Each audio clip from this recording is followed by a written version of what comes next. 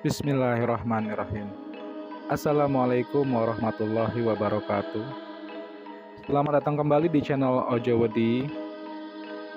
Terima kasih kepada teman-teman yang sudah mau mendengarkan cerita dari channel ini. Satu lagi karya dari Dio Seta dengan judul Imah Leuweung. Kali ini adalah yang part kelima atau part terakhir. Jadi bagi teman-teman yang ingin mencari tahu tentang cerita-cerita sebelumnya, silakan ikuti part-part sebelumnya ya teman-teman. Dan jika kalian ingin membaca langsung, silakan klik link di bawah ini ya. Baik teman-teman, selamat mendengarkan Imah Leuweung part 5, part terakhir dengan judul Penebusan. Danan, bangun Danan, ucap Cahyo sembari menggoyangkan tubuhku. Aku membuka mata perlahan. Rasa sakit menjalar di seluruh tubuhku. Aku memastikan wujudku yang saat ini tak lagi bersatu dengan Sukma Eyang Widarpa. Di mana kita, Cahyo? Tanyaku pada Cahyo yang masih memastikan kondisiku. Sepertinya kita kembali ke Imah Leuweung, ucapnya. Nampaknya kami berhasil selamat dari kejaran Barakaraswana. Jasad Mirah? Tanyaku lagi kepada Cahyo. Itu, jawab Cahyo sembari menunjuk ke suatu sudut ruangan. Aku menengok dan menemukan tumpukan tulang belulang yang kutebak itu adalah jasad Mirah. Dan di sebelahnya terlihat sesosok jasad yang masih utuh. Terlihat dari tubuh itu penuh luka siksaan yang terlihat mengenaskan. Aku juga mengenali jasad itu. Itu adalah jasadnya Mbah Wiro. Cahyo, kenapa kita harus bawa jasad Mbah Wiro juga? Tanyaku kepada Cahyo. Mbah Wiro sangat berdosa. Hampir dipastikan dosanya takkan terampuni oleh manusia manapun di dunia ini, sahut Wiro.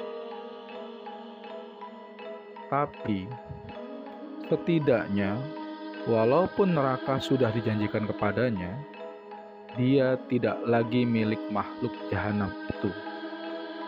Dan soal pengampunan, hanya Tuhanlah yang berhak menilai, jawabnya. Aku paham betul perasaan Cahyo.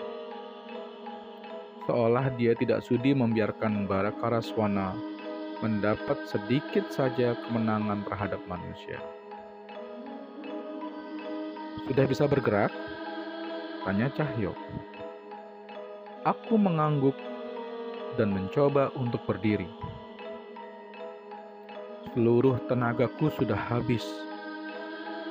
Begitu juga dengan Cahyo. Semoga dengan semua ini, semuanya sudah selesai. Ayo, kita selesaikan tugas terakhir kita, ucap Cahyo. Aku mengerti dengan apa yang dimaksud oleh Cahyo, yaitu menguburkan dengan layak jasad dari Mirah, sang tumbal pertama, sekaligus syarat Barakaraswana bisa terhubung dengan dunia ini. Kami mengumpulkan tulang-tulang Mirah satu persatu dan keluar dari ruangan tempat di mana Mirah ditumbalkan. Tempat ini seharusnya tidak pernah ada, ucapku sambil memperhatikan setiap sisi rumah tua yang terlihat mengerikan. Mungkin merobohkan rumah ini bisa jadi pilihan yang bijak. Biar warga sini saja yang melakukannya, jawab Cahyo. Kami berjalan keluar. Terlihat dari luar rumah, cahaya bulan bersinar menyinari hutan yang dipenuhi dengan pohon jati. Cukup melegakan. Tempat yang sebelumnya dipenuhi makhluk halus kini terlihat sepi. Hanya serangga malam yang terdengar dari tempat ini. Entah mengapa hal ini menjadi terasa cukup aneh. Sepanjang perjalanan ke desa, kami tak banyak mengobrol. Sepertinya tenaga kami sudah habis di pertarungan tadi, hingga akhirnya kami sampai di penghujung hutan jati. Dan pemukiman desa sudah terlihat dari sini. Cahyo, kita kuburkan di sini saja, ucapku pada Cahyo. Cahyo mengerti. Dia segera meletakkan tulang merah. Dan kami mulai menggali dengan tangan kosong. Mau bagaimana lagi? Kami tidak mungkin melibatkan warga desa mengenai cerita tentang mirah ini. Kami menggali cukup lama, namun aku merasa cukup aneh. Sudah cukup lama waktu berlalu, tapi sama sekali tidak ada tanda-tanda subuh akan datang. Semua ini terasa begitu lama. Lubang yang cukup dangkal mulai terbuat. Kami bersiap meletakkan jasad Mirah di lubang itu. Namun, ada sedikit rasa tidak nyaman dengan keadaan ini. Hentikan! Belum sempat meletakkan jasad Mirah, terdengar suara memecah keheningan di tempat ini. Sebuah benda dari langit terlihat meluncur jatuh ke tanah dan menciptakan sebuah ledakan. Itu mata tombak Pak Kusworo, ucap Cahyo kepadaku. Belum sempat menjawab hal yang sama sekali tak kusangka terjadi, seperti sebuah kaca yang pecah, tempat kami berada berubah menjadi sebuah hutan jati yang dipenuhi ratusan makhluk halus. Hujan turun dengan deras, membasahi tanah yang ada di sini. Cahyo, ini tidak mungkin, keluhku kepada Cahyo. Sial, kita dikelabui. Terlambat sedikit saja jasad Mirah akan kembali ke tangan Barakaraswana, ucap Cahyo dengan kesal. Wanasuro, teriak Cahyo memanggil roh pelindung andalannya. Namun, tak ada apapun yang terjadi. Sepertinya ini juga bukan lagi di alam gaib. Aku terduduk lemas. Makhluk ini bukan lawan yang kuat bila kami berada di dalam kondisi biasa. Namun, saat ini tak ada satupun dari kami yang bisa menanganinya. Cahyo yang terlihat tetap membacakan doa-doa dan ayat pelindung diri, terlihat dia belum mau menyerah dengan keadaan ini. Namun itu tidak banyak membantu. Sekumpulan makhluk kerdil dengan wajah yang mengerikan mulai mengerubungi Cahyo. Cahyo, lari! Teriakku sambil berlari menjemput Cahyo. Lari Cahyo, lari! Namun usahaku gagal. Sesosok tangan dari dalam tanah menggenggam kakiku. Aku berusaha melepaskan. Namun tangan-tangan dari mayat hidup itu tetap bermunculan, berusaha untuk menarikku ke dalam tanah. Jangan menyerah, Danan. Makhluk jahanam itu tidak lagi bisa berurusan dengan dunia ini. Aku tidak sudi dikalahkan sama setan remeh ini, ucap Cahyo. Namun, Hal yang terjadi adalah sebaliknya. Sebuah gigitan makhluk kerdil menyerang wajah Cahyo.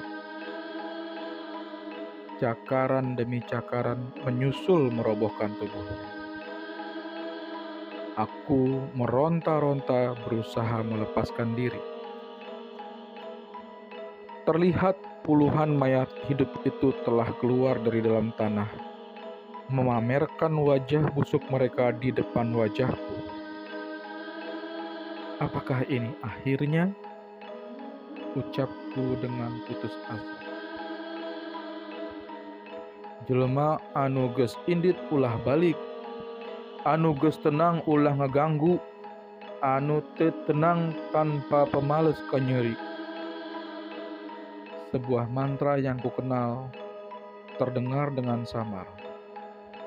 Mata tombak Pak Kusworo kembali bersinar dan menyerang makhluk yang mengerumuniku dan Cahyo.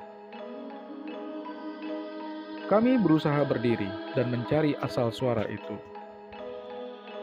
"Danan, itu?" tanya Cahyo. Sesosok pria tua berjalan mendekat dari kejauhan. "Pak Kusworo? Apa itu benar Pak Kusworo?" tanyaku sambil sedikit lega dan penasaran dengan kondisi beliau. "Jadi, pusaka pengganti raga itu benar-benar ada?" tanya Cahyo yang juga sedikit lega. Pusaka mata tombak terbang setinggi-tingginya ke atas dan jatuh kembali ke tanah. Berbeda dari sebelumnya, semua makhluk halus yang menginjak tanah terbakar dengan serangan itu. Kami berusaha berdiri dan mencoba mendekati Pak Kusworo. "Tunggu." Kami terhenti sejenak. Orang itu sama sekali tidak mirip dengan Pak Kusworo. Yang terlihat adalah seorang pria tua dengan janggut putih panjang, dan baju hitam yang terlihat lusuh. "Itu Mbah Wiro?" Aku merasa heran. Kalau yang menggunakan pusaka ini Mbah Wiro, bagaimana dengan Pak Kusworo? "Mbah Wiro, jelaskan semua ini," teriakku kepadanya. Mbah Wiro menghela napas. Semua serangan-serangan yang mengarah kepada kami dihalau semua oleh mata tombak Pak Kusworo. Tak ada lagi makhluk halus yang bisa mendekati kami. Mbah Wiro mendekat, seolah-olah bersiap untuk menjelaskan. Sebelum Barakaraswana menghabisi Kusworo membacakan mantra dan mengarahkan mata tombak ini pada jasadku yang kalian bawa. Cerita Mbah Wiro. "Selesaikan semuanya." Itu ucapan terakhir Kusworo yang terdengar dari mata tombak ini.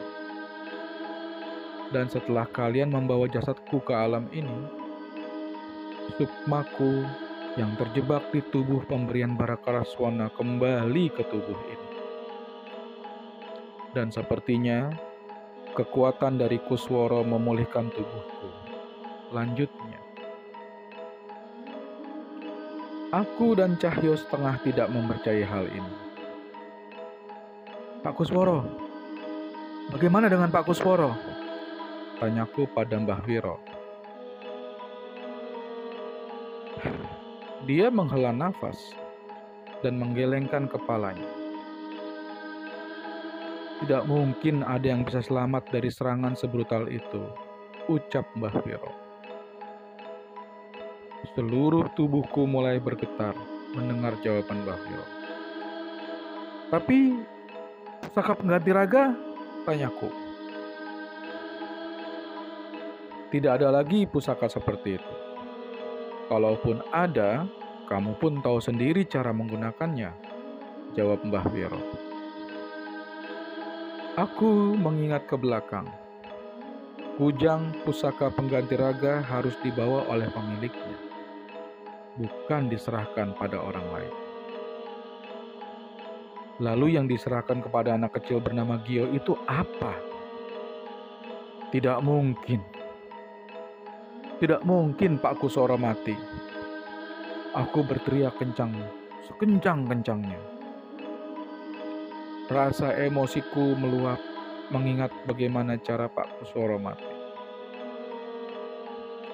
Barakaraswana menyerangnya dengan brutal, menarik lengannya hingga terputus, dan melumat kepalanya hingga tak berbentuk.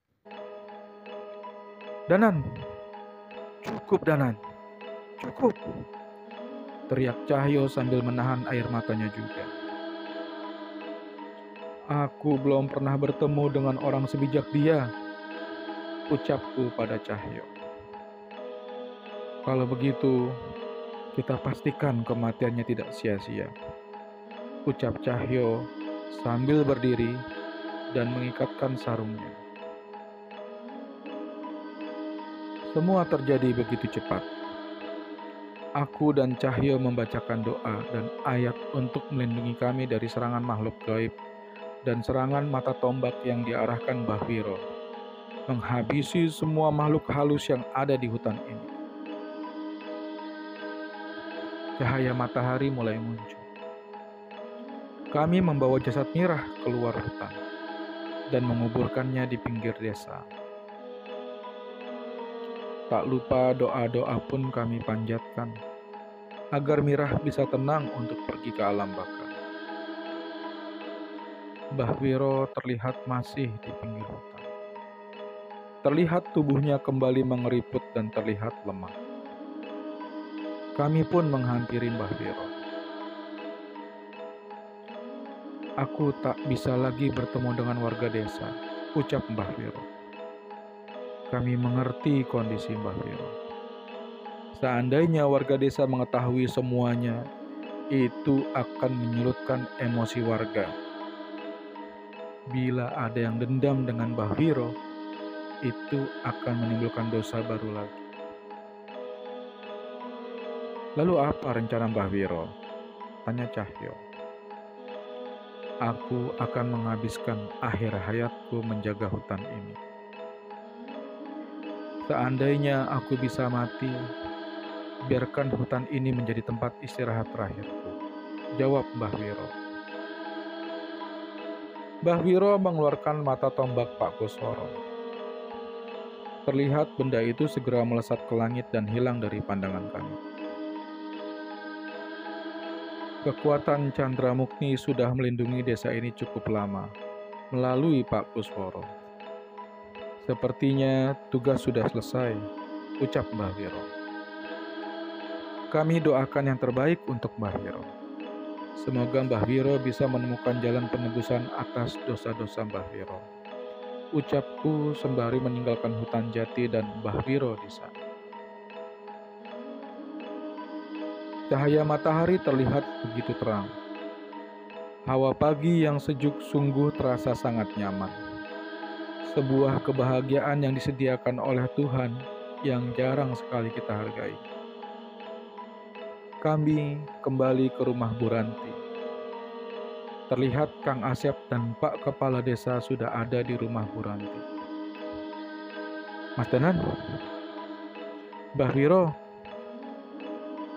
tumbuh Mbah Wiro teh kebelum terbakar, teriaknya padaku dengan panik. Sepertinya mereka berkumpul karena cerita Kang Asep ini.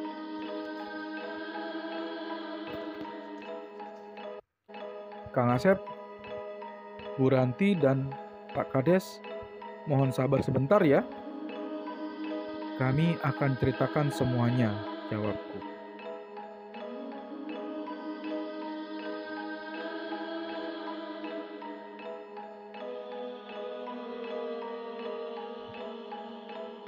Aku dan Cahyo membersihkan tubuh dan mengganti baju.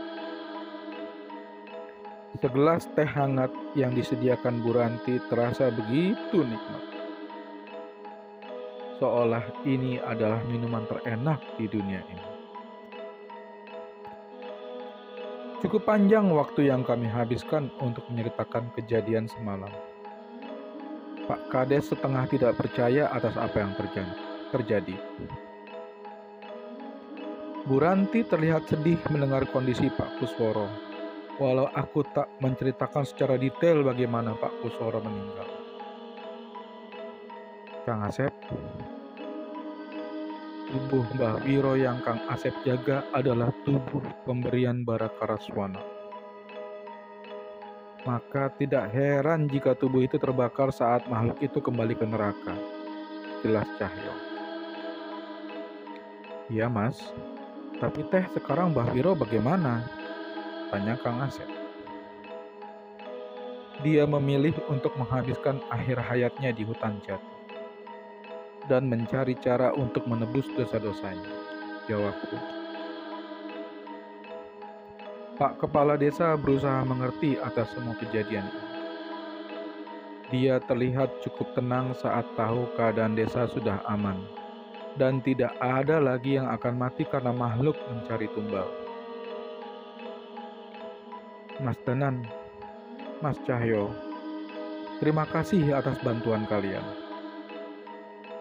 Saya akan mencari cara untuk menjelaskan ini ke warga.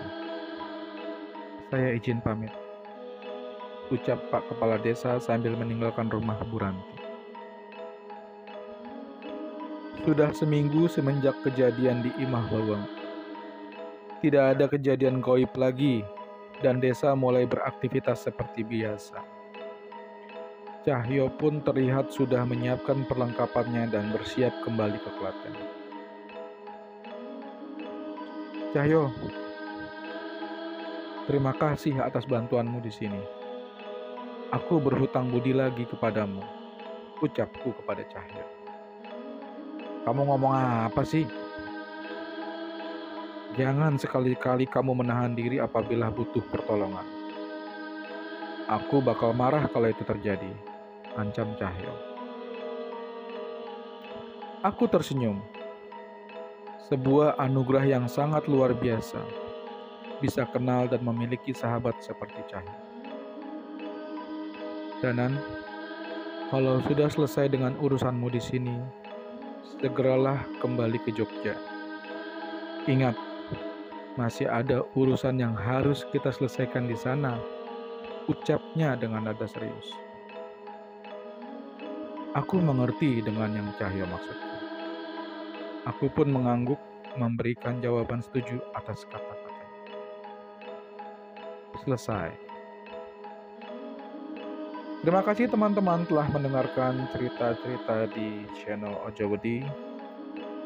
Alhamdulillah kita telah menyelesaikan rangkaian cerita Imah Leuweung dari part 1 hingga part 5. Bagi teman-teman yang belum mendengarkan dengan utuh, silahkan mendengarkan dari mulai part 1 hingga part 5 hingga selesai. Bagi teman-teman yang merasa channel ini bermanfaat, silahkan share ke yang lain dan jangan lupa untuk tekan tombol subscribe dan tombol loncengnya agar teman-teman dapat terus mendapatkan cerita-cerita terbaru dan insya Allah bisa bermanfaat buat teman-teman. Terima kasih. Wassalamualaikum warahmatullahi wabarakatuh.